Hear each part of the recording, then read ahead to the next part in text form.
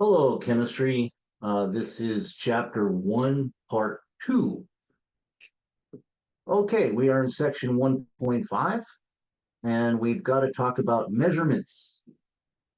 All of chemistry is measurements, numbers, and we need to learn some basics about uncertainty, or error. What's the error of the measurement? So let's talk about counting. Counting is one type of measurement that doesn't have any uncertainty. In other words, it's a perfect number. These are called exact numbers in chemistry. For example, I have 3/4 in my pocket. I can't have 2.25 quarters in my pocket. I can't have 3.2 quarters in my pocket. It's an exact number. So that is one type of counting measurement. There are 16 people in the classroom. There aren't 15.5 people in the classroom. There aren't 17.3 people in the classroom. There are only 16 people in the classroom, an exact number that has no uncertainty. Conversion factors, also certain ones, are exact numbers as well. 1 foot is exactly 12 inches. 1 foot is never 12.1 inches.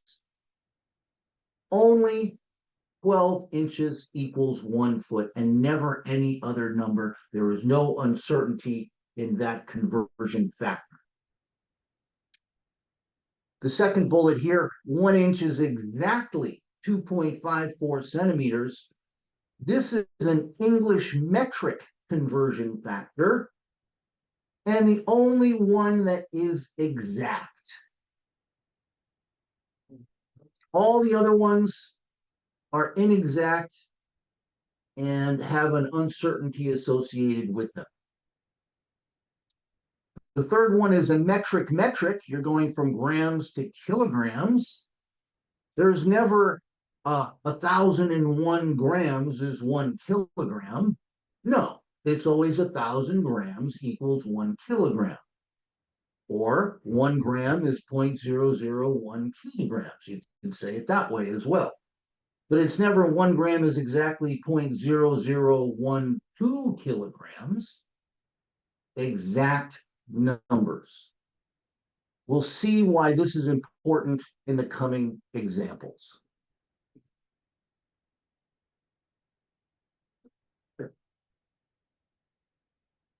Quantities derived from measurements other than counting are inexact. In other words, they have uncertainties or errors associated with their measurement. When you use a ruler, when you use a beaker, when you use a scale, all these are measurements derived from measuring things, from measurement devices. Totally different than counting. These are not exact, and they do have uncertainty. And what I'm going to try to teach you is how to include the uncertainty when recording a measurement. One of the golden rules about all this is whenever you write down a measured number, the last digit is an estimate of the uncertainty. The last digit that's recorded tells you the uncertainty. Here's an example. We fill up a graduated cylinder here. Whenever you're looking at uncertainties and how to read glassware or scales or whatever, you want to look at the tick marks. In general, the more tick marks there are on a measuring device, the more precise it is, the more exact the number is. The smaller the uncertainty, the greater number of tick marks. In this example, we see 5, 6, 7, 8, 9, 10. So each tick mark represents 1 milliliter.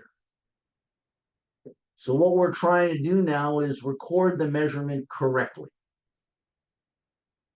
So let's see, we are above 20. We are above 21. So the measurement is at least 21. But now we read the bottom of this C-shaped disc here called a meniscus. Supposed to get to eye level, look straight across through it, not down, not up. If you looked up, you would see the top part here, which you would say was 22. Only by reading it straight on at the bottom of this C-shaped curve called a meniscus do you get the correct reading. So we have 20, 21. It's somewhere, the correct reading is somewhere between 21 and 22. Now, what you are supposed to do to estimate the last digit, you're supposed to subdivide mentally in your mind's eye. Pretend there are 10 tick marks. You could do 5 tick marks if you wanted. You could do by, usually a 5 or a 10 is good. 10 tick marks. This is all in your mind. 1, 2, 3, 4, 5, 6, 7, 8, 9, 10. And you have to estimate where the bottom of the meniscus is. So I'm looking at this. It looks to me, as I estimate, it's more than halfway. So it's more than 21.5. I can't really distinguish between 0.6 and 0.7. So I'm going to call the last estimated digit here 21.6. And the 6 is the estimated digit that tells you the uncertainty. On the previous slide, if you recorded the to be 21.6, 2 and 1 are certain. We know it's above 21. 6 is the estimated digit. Someone else might read the volume as 21.5 or 21.7, and both of those are just as valid, just as valid. If we look at the decimal place here, we see that the 5, the 6, and the 7 are all in the tenths place. Tenths place. This measurement is good to 0.1 mils. In other words, it could be 21.6 plus 0.1 mils, which would be 21.7, or it could be 21.5, 21.6 minus 0.1 mils. The measurement is good to the tenths place. But instead of writing 21.6 plus or minus 0.1 mils, you don't need to write plus or minus 0.1 mils. Because when you recorded the measurement as 21.6, the last decimal place tells you the uncertainty of the measurement. You know it's good to the tenths place without writing plus or minus point this and that. This is how we record the uncertainty of a measurement. Frequently, we need to know the number of significant figures in a measurement recorded by someone else. So this is part of the discussion of sig figs. Which numbers are significant and which ones are not. And there are rules that we need to learn to understand this. So here's another example. Sig figs are used to estimate the precision One of the things I hope you learn out of this lecture is the difference between precision and accuracy. The discussion now has only spoken about precision. Accuracy is another thing that I'll talk about later in the lecture, but please do not confuse those two terms. Okay, so let's talk about using a ruler here. And we're going to play the same game here.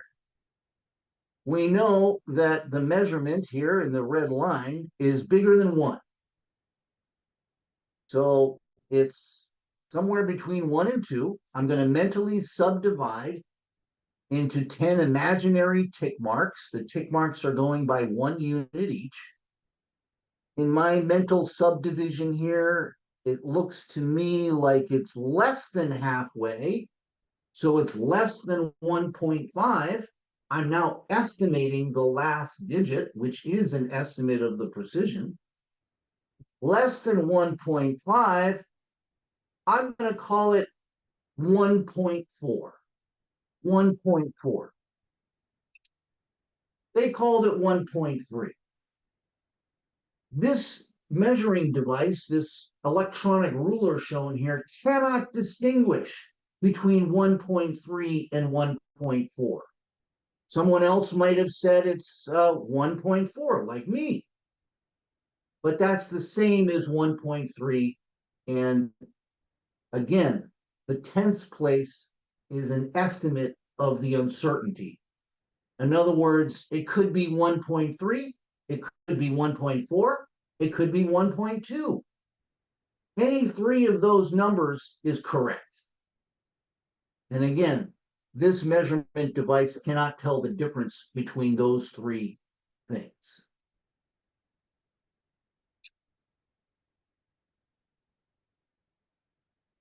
Again, the last digit is the estimated digit.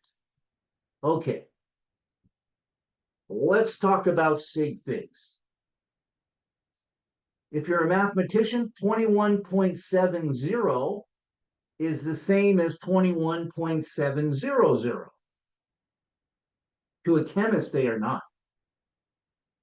Imagine you're looking at these two numbers, 21.7 and 21.700, and you're trying to understand the precision of each recorded number. Someone else made this measurement, then you're trying to evaluate the uncertainty of the measurement.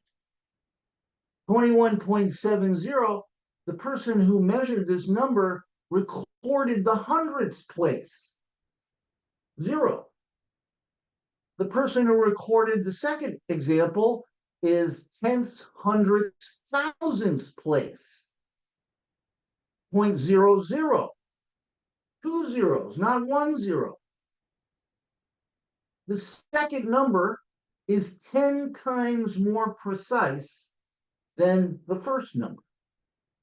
21.700 is 10 times better a measured number than 21.70 because the scientist who recorded this chose to record the second 0 as the estimated digit. That's telling anyone who reads this number that it's good to the thousands place, not the hundreds place. Again, the idea that how many significant figures we record tells us the uncertainty of the measurement.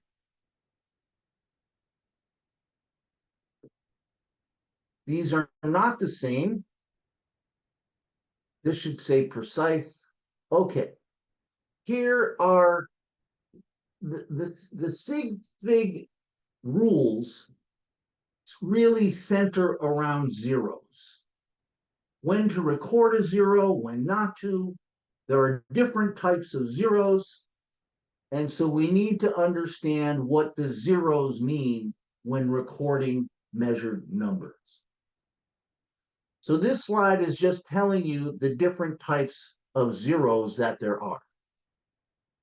In the example 3090, the 0 here is called a captive 0 because it's in between two non-zero digits. as we'll see, captive zeros are always significant. After the 9 is another zero called a trailing zero.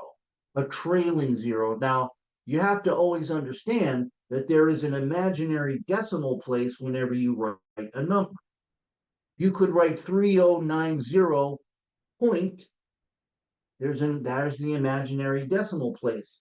So this is a trailing zero before the decimal place. In this example, we're looking at zeros after the decimal place. So in this number here on the right, 0.008020, these two zeros here are called leading zeros because they come before the first non-zero number after the decimal place. They are called leading zeros or placeholder zeros. I like the term placeholder because these two zeros are not significant. They are just holding the place for the 8. They are not telling you anything about the precision of the measurement.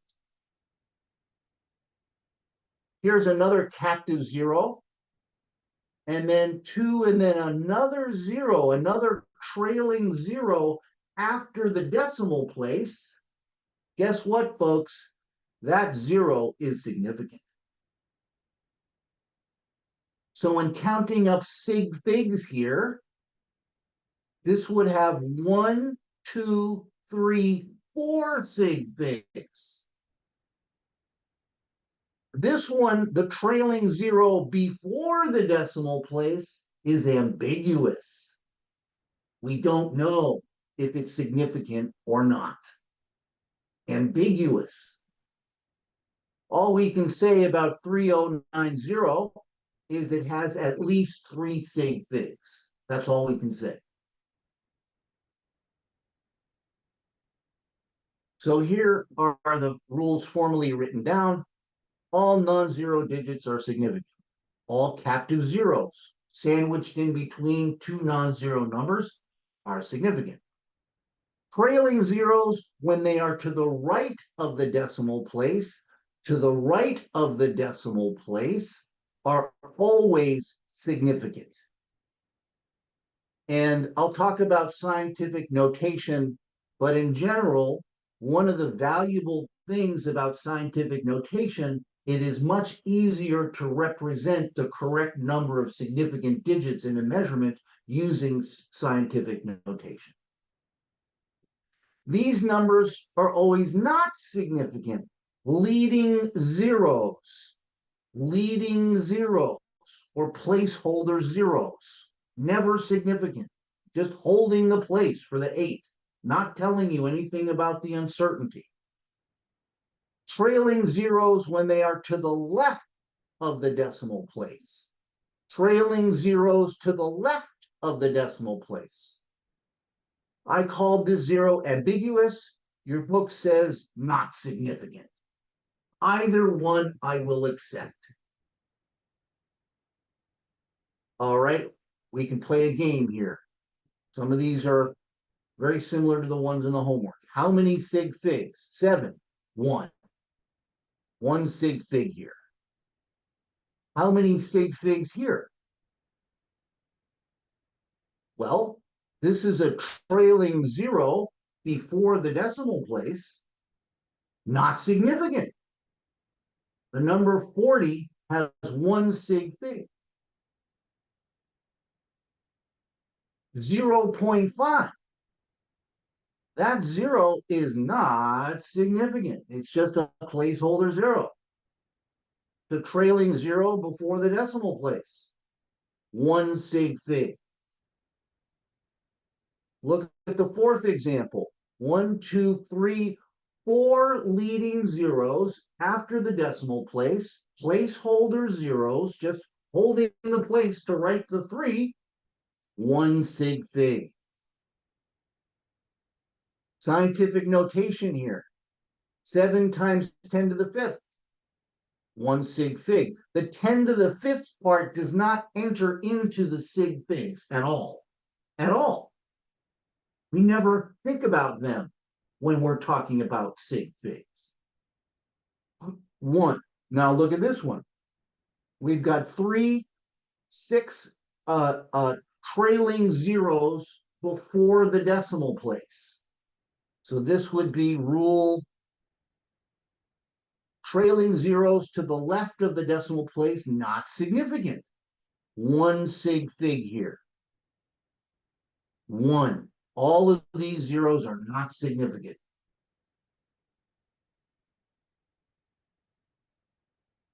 So in each example that I just showed you, you can use one of the rules to determine the number of sig figs. So here are some examples, a different way to classify the zeros. So again, it's important to understand that the sig fig discussion centers around zeros. So here we said 0.048, that's a placeholder zero, a leading zero. After the decimal place, 2 sig figs. Captive zero, 16.07, 4 sig figs. So I'm just here giving you the rules for each. 9.300, this is trailing zeros after the decimal place. In other words, this researcher who made this measurement could have written 9.3, but they wrote 9.300. And I think this idea of pretending like someone else, what if someone else had made this measurement? Why did they record these 2 extra zeros here after the 3? It's because they're trying to tell you that the measurement is good to the thousandths place. If they had just wrote 9.3, it would only have been good to the tenths place.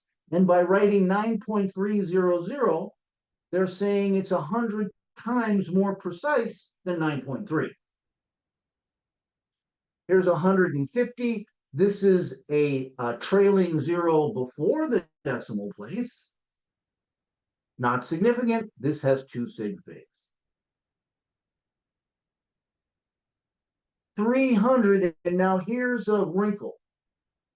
If a researcher, and I don't think your book necessarily uses this, but it's useful to have in your toolbox so that you know what it means. This researcher wrote 300 with a decimal point. They could have just written 300. If they wrote 300, it would have 1 sig fig. But because they included the decimal place, 300 point, that's telling us that these 2 zeros are significant, and 300 point with the decimal place has 3 sig fig. So what I was saying earlier, that these digits, trailing zeros before the decimal place, are ambiguous. This is a way to solve the ambiguity by writing the decimal place.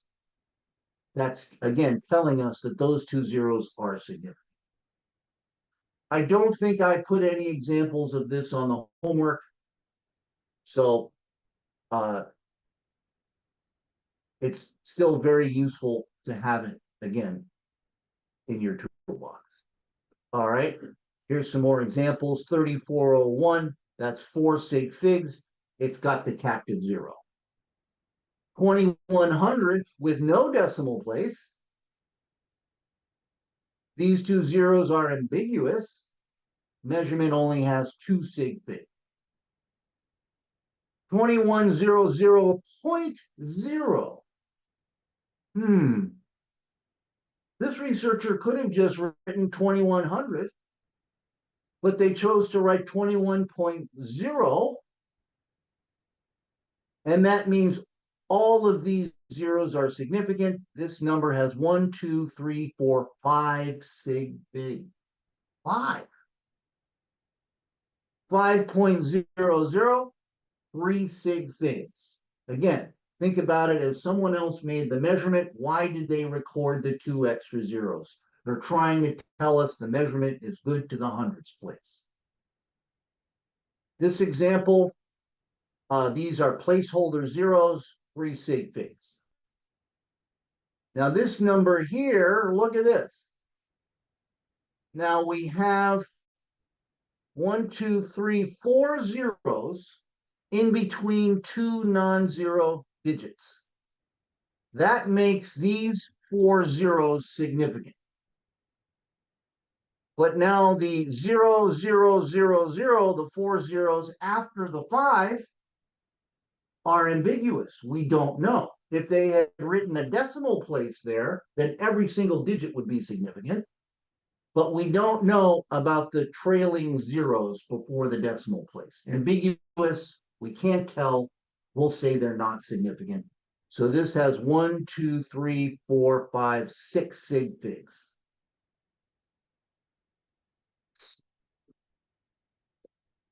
All right. Now let's just talk about scientific notation or exponential notation. So you don't need to worry about the 10 to the minus 3. It doesn't factor into the sig fig discussion. So you only need to look at the number before the exponential term, called the pre-exponential value. 7.143 has 4 sig figs. That's how many sig figs are here. All right. You've understood the rules for sig figs, hopefully. Now, the next step here is to propagate the uncertainty and carry through the uncertainty when you add, subtract, divide, and multiply recorded measured numbers. There are 2 rules for doing this. The first rule is for addition and subtraction, and the second rule is for multiplication and division, and they are not the same. So let's talk about addition and subtraction. I'll tell you the rule first, then we'll do some examples.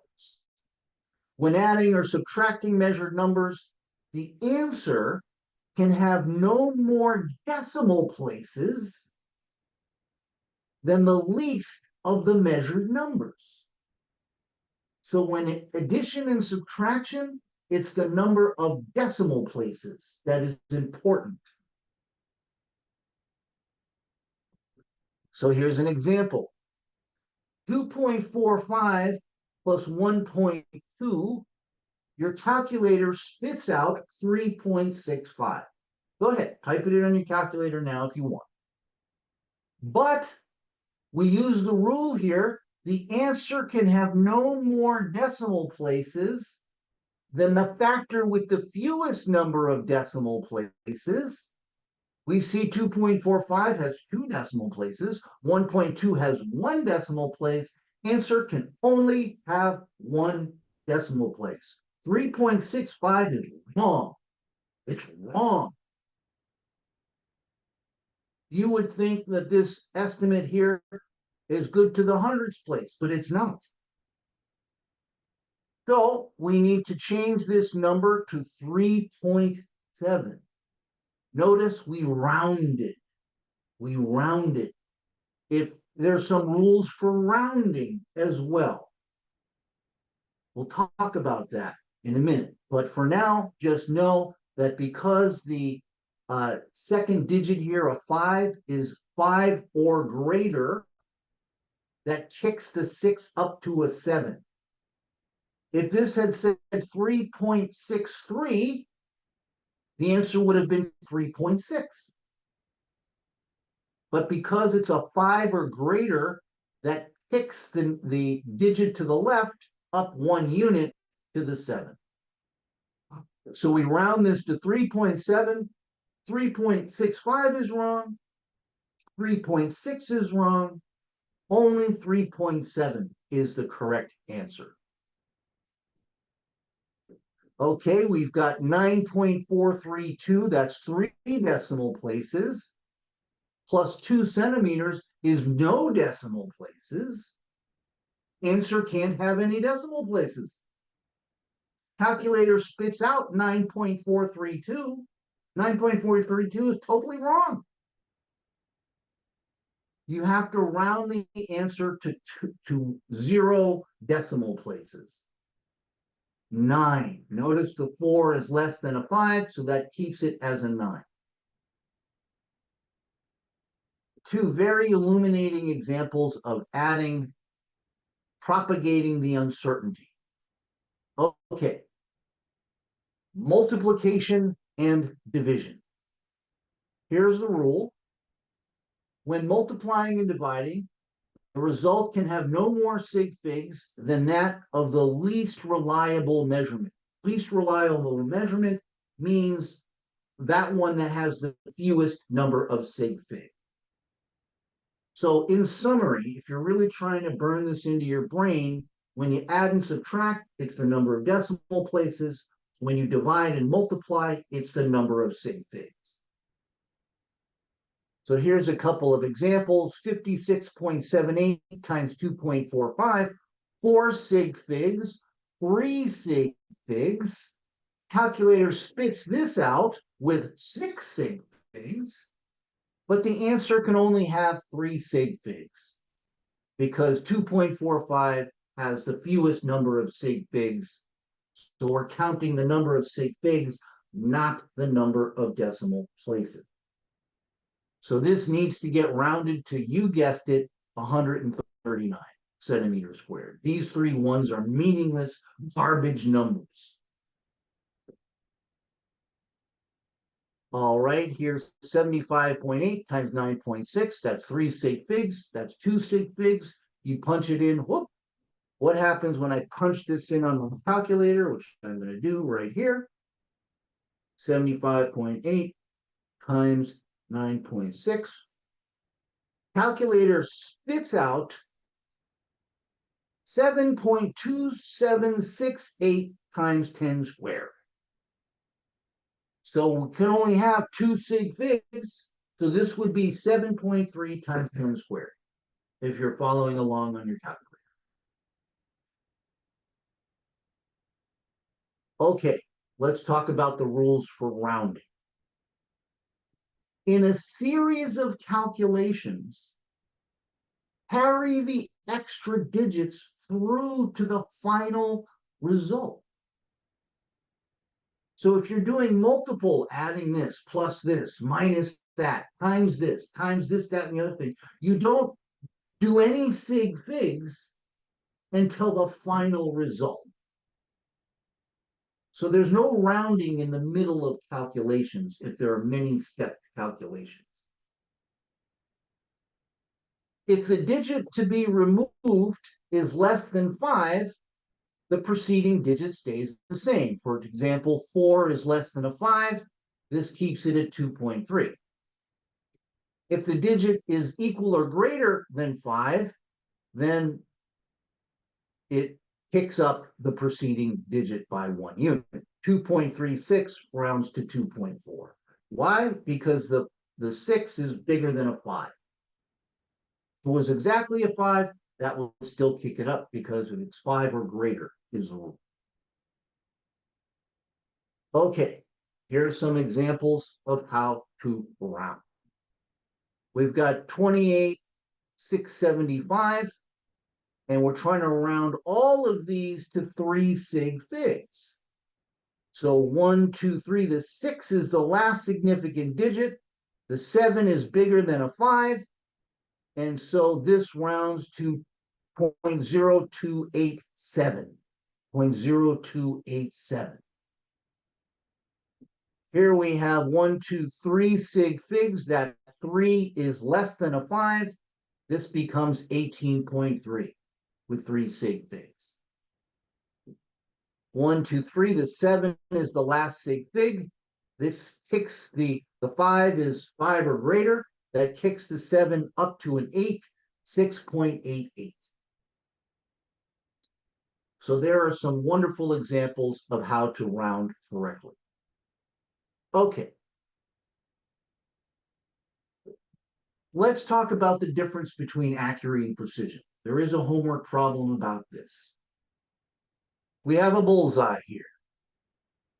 And let's say the bullseye, the center of the bullseye here represents the true value, the most correct value it could ever be, the true value. You make 3 measurements here, 3 gunshots, it looks like, and they are very close to the true value. That's accurate.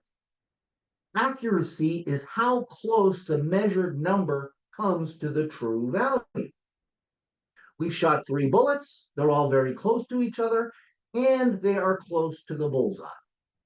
Accurate and precise because they're close to each other as well. Precision is how close the measurements are to each other. Accuracy is how close they come to the true or accepted value. So case A is both accurate and precise. Case B here, we have 3 gunshots. They're all far outside the bullseye, but they are close to each other.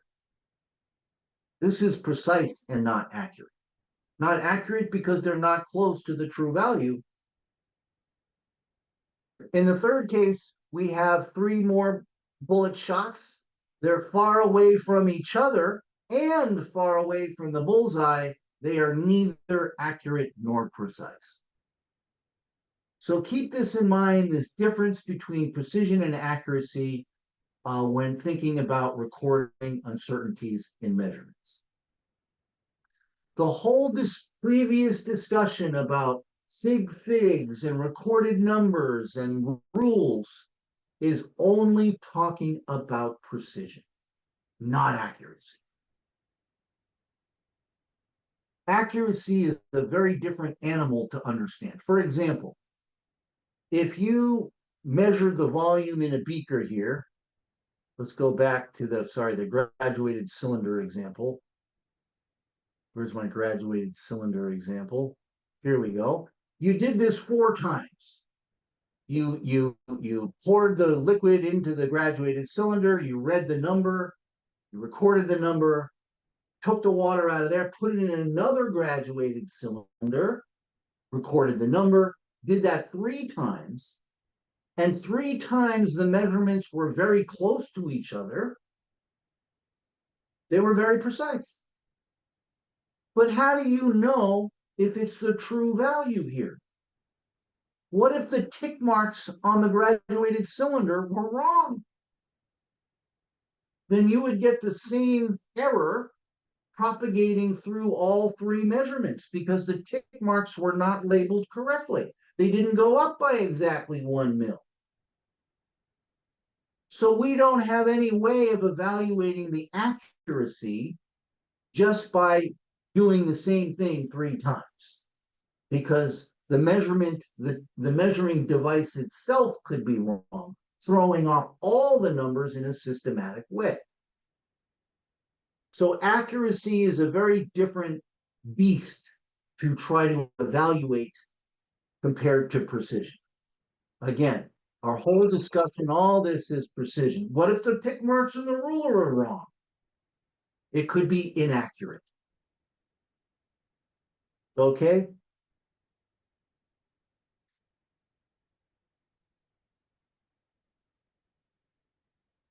So here's a wonderful example. We have a dispenser, and it's dispensing a certain amount of volume of cough medicine. And the true value is 296 mils. In other words, if it did it perfectly, it would dispense 296 mils. So look at the distribution of the numbers here with dispenser number 1. 283, 284, 283, 284, 284. These numbers are very close to each other, but are far away from 296. They are precise, but not accurate.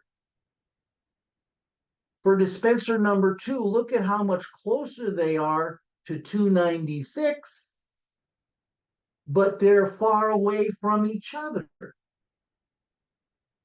So dispenser number 2 is accurate, but not precise. In the third case, they're all close to 296, and they're all close to each other. That is both accurate and precise.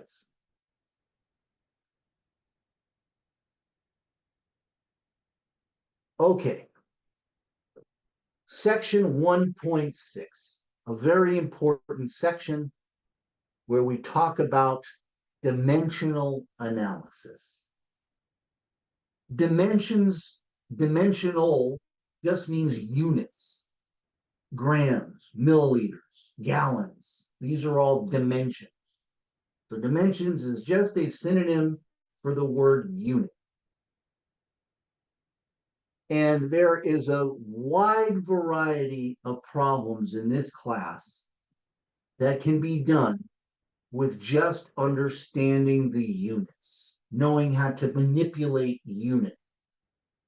That is the field of dimensional analysis.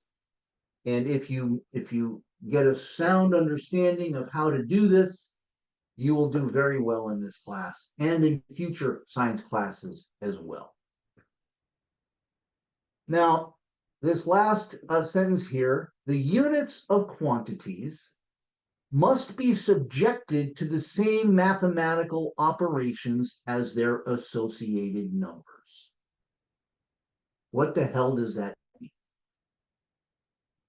If I say 1 times 1 is 1, that's true.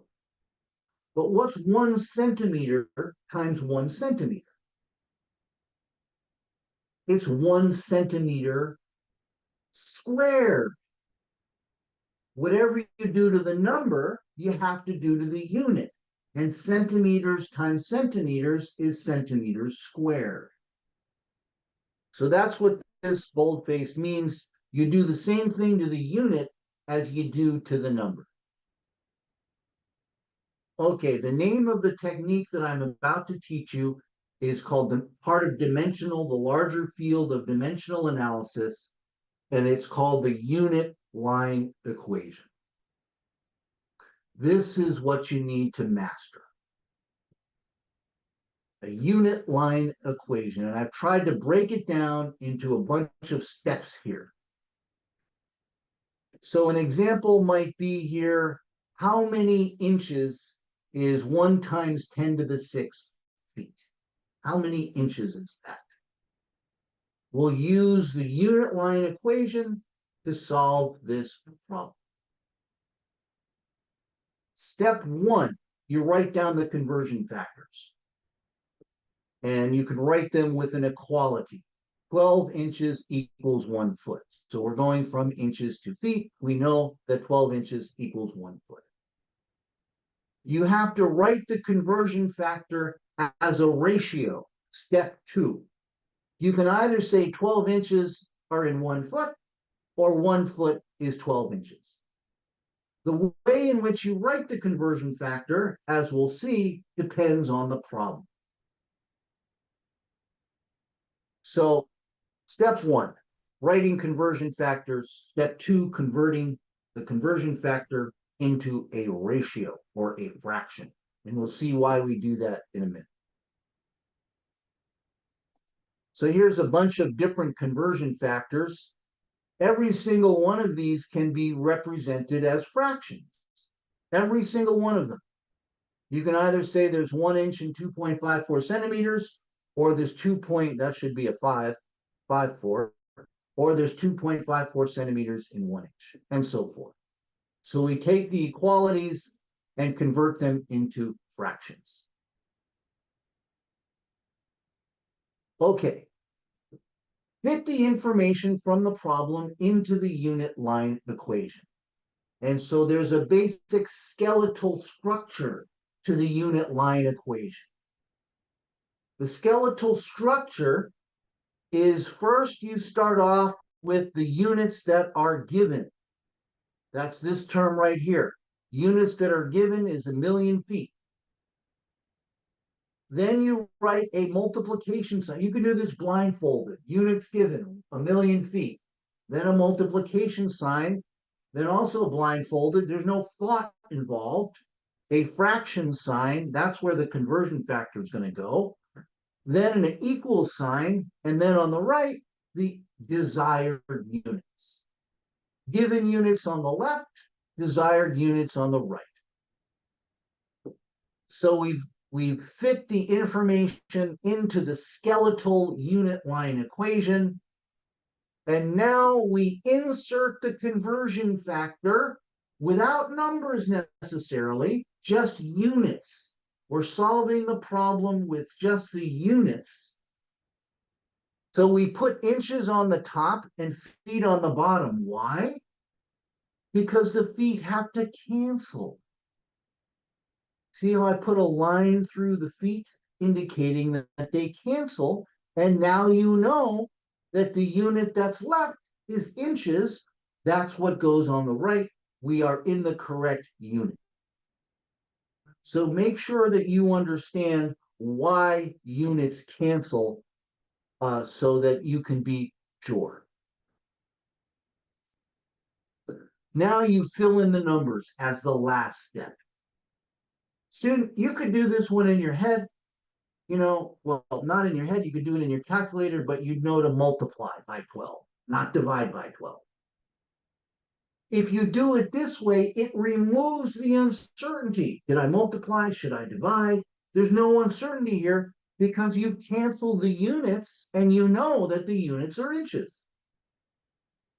This is a simple example going from feet to inches, but trust me, when we're going to moles per liter to grams per milligram, moles to atoms, grams to atoms, crazy units that you didn't even know existed, you're going to want to use the unit line equation because it's very difficult to know whether to multiply or divide. So you execute the operation, and then the last step, and this is an important one, does your answer make sense? Because a lot of times, we're talking about 10 to the minus 6 or 10 to the 23rd, huge, very small numbers. So if you do all this out and you get a tiny number, you could ask yourself, does it make sense? Should I get a tiny number here if I'm converting feet to inches? No, I should not. I should get a huge number because there's a lot of inches in 1 foot. So therefore, at 1,000 feet, there should be bigger than the number that I started with. And that very simple check yourself estimation. Am I getting a bigger number? Am I getting a smaller one? Will save you many mistakes. Okay. Now, that was just the simplest example. What if you have something like this? How many kilometers is 1,000 yards? Okay, well, it's the same process, and I liken this to lily pads. Each lily pad is like a frog jumping from one to the next. Each lily pad is a conversion factor. So in the previous example, feet to inches, there was only one conversion factor. In this example, there are multiple conversion factors. So the first thing, step one, is to write down the conversion factors. You can look these up. They're in tables. So kilometers to yards. We know that there are 3 feet in a yard. We know that there's 12 inches in a foot. We know that there's 2.54 centimeters in 1 inch. We know there's 100 centimeters in 1 meter. And that 1,000 meters, that should say 1,000 meters is 1 kilometer. So I've written all of the conversion factors down. And look at this. We've got 1, 2, 3, 4, 5 lily pads. We scaled up the whole dimensional analysis. First, I went in here, the units that were given, it's the same thing. And then I went from yards to feet to the first lily pad, canceled off the yards. If I stopped it right here, I'd be in feet. Then I went from feet to inches, canceled out the feet. Notice I put lines through all the units to indicate that they do cancel. And then I went from inches to centimeters. The inches canceled here. So if I ended it here after the third lily pad, I'd be in centimeters. And then I went from centimeters to meters, and then from meters to kilometers, canceling all the units. Then I filled in the numbers. Now, if you get to this point right here and you still get the problem wrong, you have calculator issues. How do you type all this information in on your calculator is another skill many of you will need to learn. So you can think about it this way.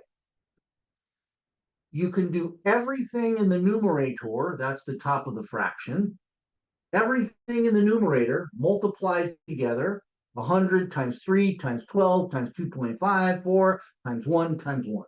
That's one number. Write that number down. Divided by everything on the bottom multiplied together. That first number divided by 1 times 1 times 1 times 100 times 1,000. And divide those two numbers and you'll get that answer. The other, I think, more challenging way to do it is to take each individual term. So you would take 100 times 3 divided by 1 is itself, times 12 divided by 1 is again just times 12, times 2.54 divided by 1, which is again just times 2.54, and then times, typing it in your calculator, 1 divided by 100 in parentheses would be that term, times another parentheses, 1 divided by 1,000. That's the hard way to do it. Again, the easiest way is everything in the numerator divided by everything in the denominator. Now, just for shits and giggles here, let's look at the sig fig analysis. This is the measured number is 100 yards.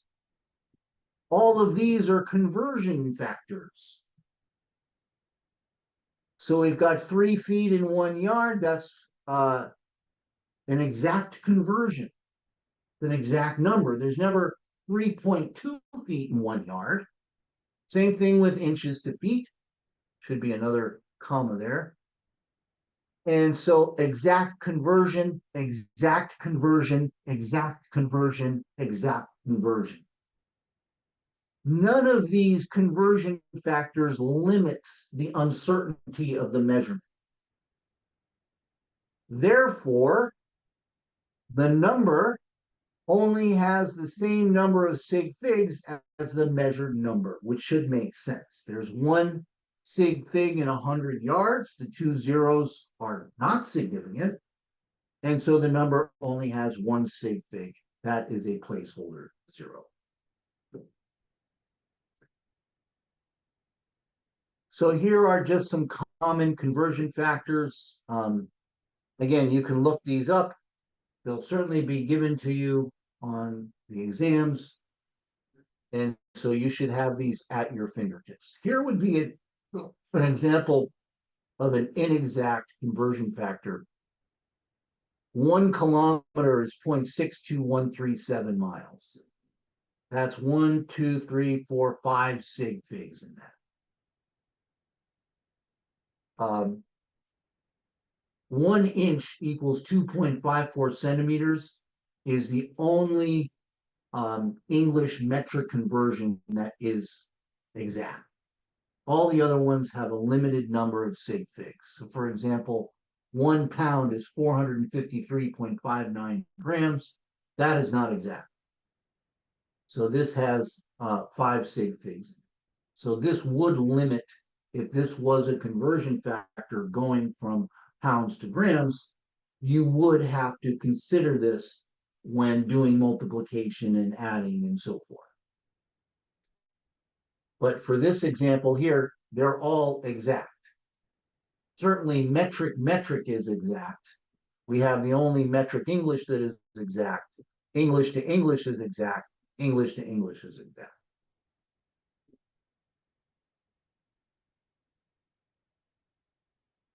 Okay, I will let you guys go through this example number one on your own. Just more practice using the unit line equation, crossing off the units.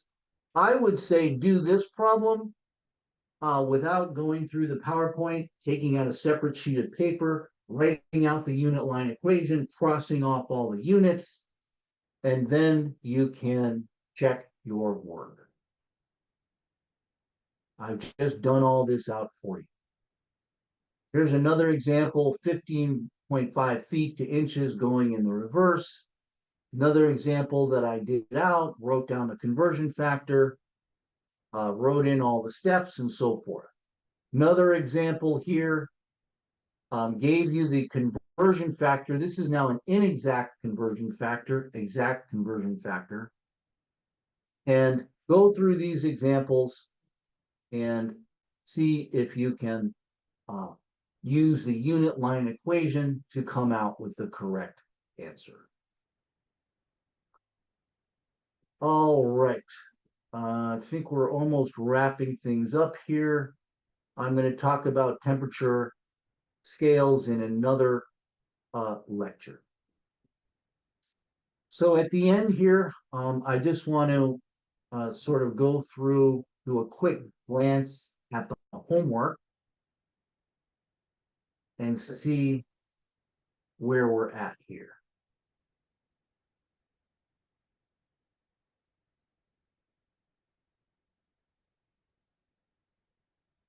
What is the density of mercury? And you're given the length and the mass. You're given the formula for a cube. You're given the formula for the density. So for this problem, you want to take these density problems. Oh, I stopped my share.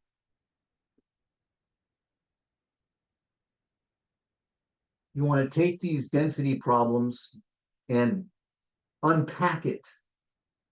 Unpack it means first do the numerator and then do the denominator and then divide those two numbers. That's the strategy. Take it apart. Top first, bottom, divide those two numbers. I refer you to example 1.1 in your textbook, and that can help you. 1B, you're given the volume. No, you're trying to find the volume, and you're given the mass. But you know the mass and the density. So if you look at the equation here, density equals mass divided by volume. The first thing I would do would be to solve this equation for the volume. My approach to doing this is now the second type of problem that we encounter in chemistry. I call them plug and chugs. You're given the formula, you're given several of the variables in the formula, you've got to insert the values, solve for the thing you don't know, and spit out the answer. So those are the two major problems in chemistry: dimensional analysis and plug and chug. So this is a plug and chug. I do the algebra first. Before I do any numbers in 1B, I do the algebra first.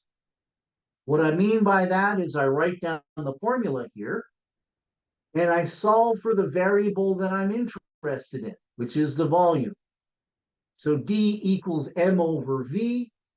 I got to get rid of the volume in the denominator and isolate it to one side. This is the high school algebra that many of you know, some of you might not. If you don't know it, it's very easy. It's a couple of basic steps of basic algebra. This is algebra 1. So if you haven't done math in a while, it might behoove you to review the first type of algebra 1 problem. This is the easiest kind. V equals M over V. I'm going to multiply both sides by V. The V's cancel on the right side. Whatever I do to the right side, I have to do to the left side. And then I'm going to divide by the density. So the formula here would be volume equals mass over density. I've isolated the variable that I want, the volume. I'm given the mass. I figured out the density from part A. I divide those two numbers, I get an answer. Question 2, you guys can think about this, or the exact or inexact. 3, practice with sig figs using all the rules. We know how to do that. Round each of these to 2 sig figs. Look at 5B. How do you round 9.000 to 2 sig figs? Yep, you guessed it, 9.0. All right. 6, now you're asked, and please propagate you got to use the rules for multiplication and division and addition and subtraction. Review rules for sig fig calculations. Don't just write the number that comes out on your calculator as the answer, because that would be wrong. So for the first one here, this would be 3 sig figs times 3 sig figs. Answer can only have 3 sig figs. And so on and so forth. So make sure you use the correct rules of sig figs. 7, classify. I think you guys will know how to do that. Okay, 8 now is kind of a little bit trickier a problem, I would say. Maybe I'll switch to DocuCam to do this one out. I realize that this is a challenging problem for many of you. So I'll show you how to do this one by switching to DocuCam.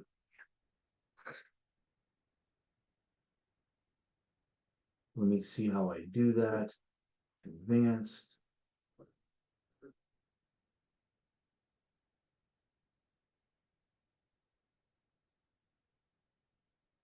There we have some DocuCam here.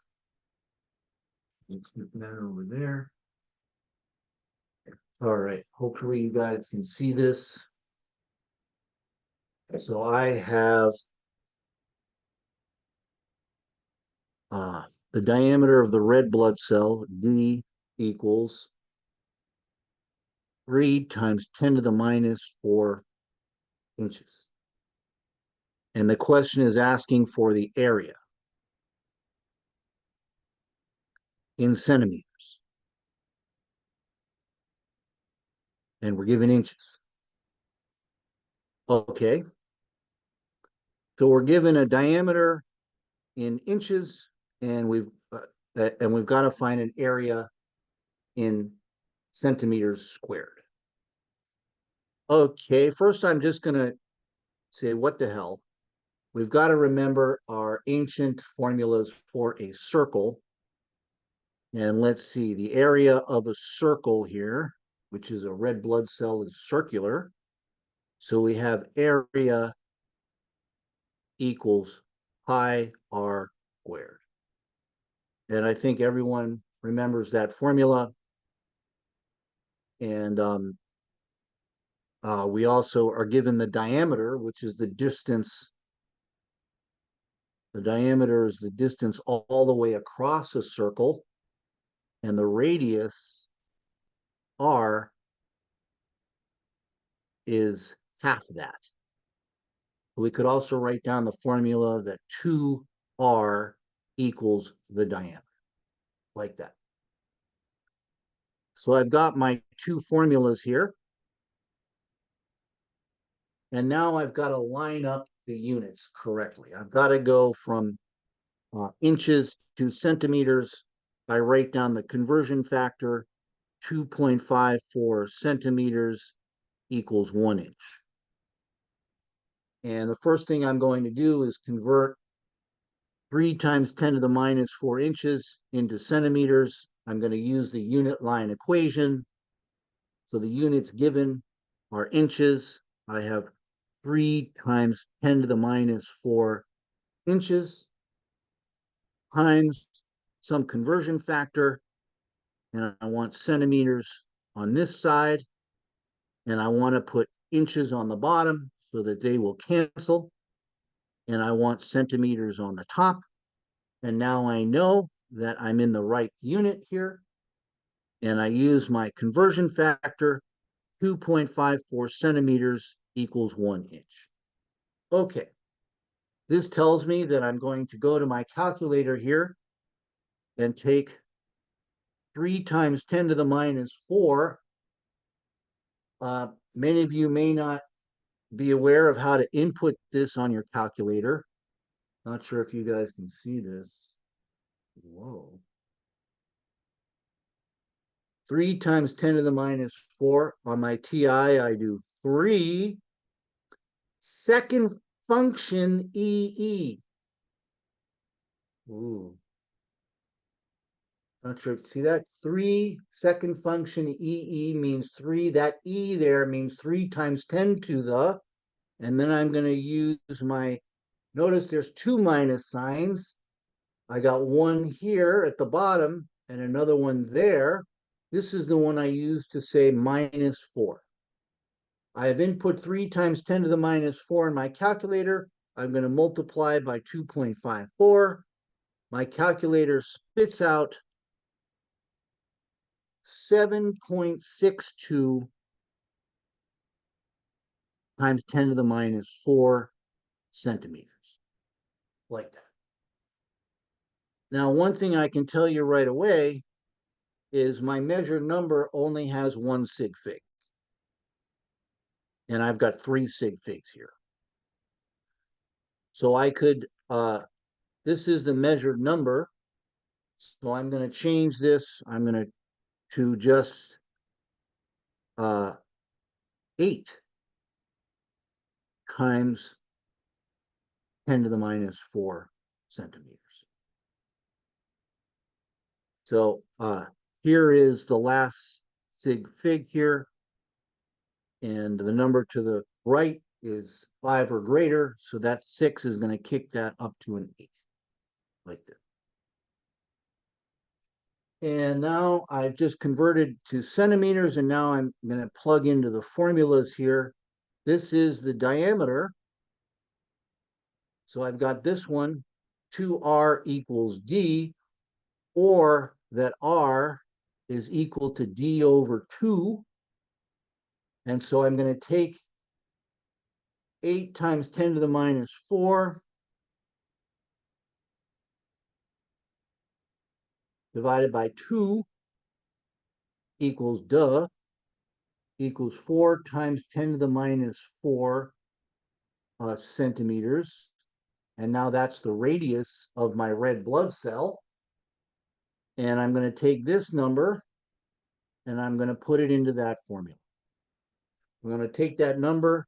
I'm going to square it using my x squared button equals that. And I'm going to multiply by pi, 3.14. And I get 5 times 10 to the minus 7. And my units here is r squared. So it's centimeters times centimeters. So this would be centimeters squared is the units of the answer. If you just write down the number, it's wrong. Because every number has a unit. So I just did out 8 for you. Hopefully that will help you guys. Let me go back to the homework here.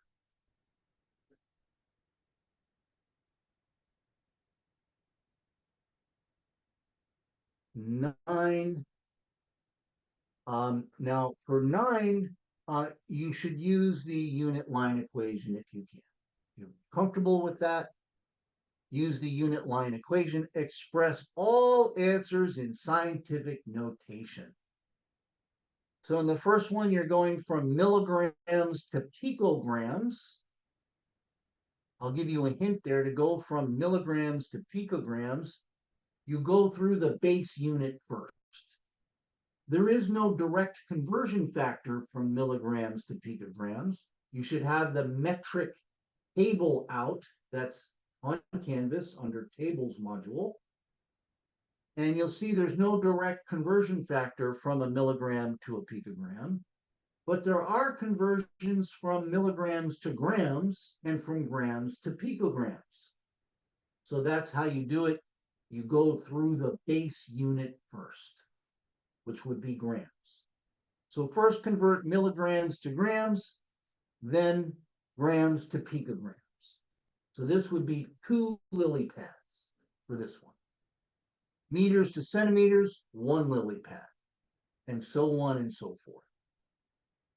So in these bold-faced ones, for bold-faced letters, excuse me, show unit line equation. So for A, C, and F, write out the unit line equation. You should probably do it for all of them, but I'm only asking you to record these 3 when doing the homework.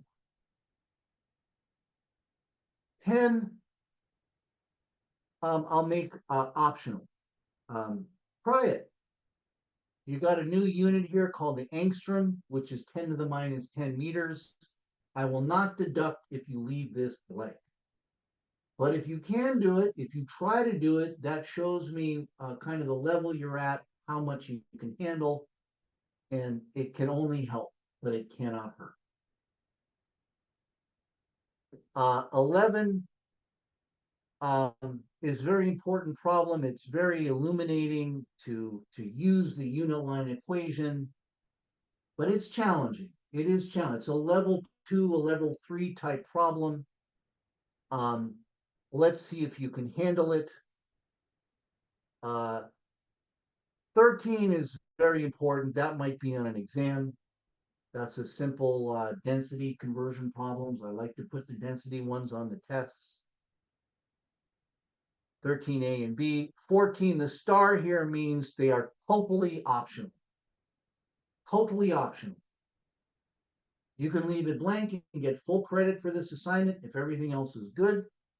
But, you know, if you want to try it, I'm very curious to see and read, and I definitely will go through your answers for this and let you know if you're on the right track or not. 14, 15, and 16, I shouldn't really make a star. Should be able to do that one, starting with your age and years, but I started, so it's optional. So you guys should be able to do most of these homework problems. As always, let me know if you're having issues. Come to my online Zoom hours, Tuesdays and Thursdays. Well, for now. But let me know if you're having any issues. All right, that concludes the material for chapter 1. Take care, everybody.